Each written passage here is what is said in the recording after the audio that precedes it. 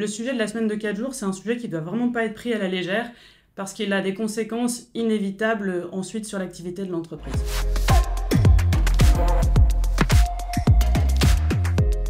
Dans un contexte professionnel marqué par une expansion du télétravail et des modes de travail flexibles, la réflexion sur la semaine de 4 jours a aujourd'hui toute sa place en entreprise.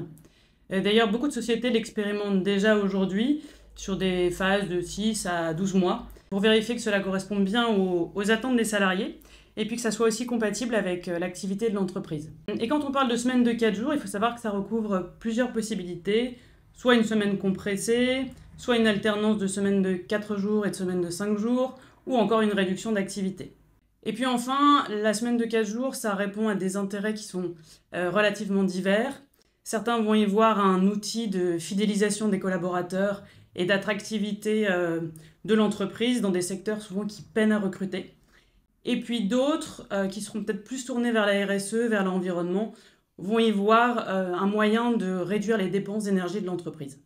Donc quoi qu'il arrive, en fait, le sujet de la semaine de 4 jours, c'est un sujet qui ne doit vraiment pas être pris à la légère parce qu'il a des conséquences inévitables ensuite sur l'activité de l'entreprise.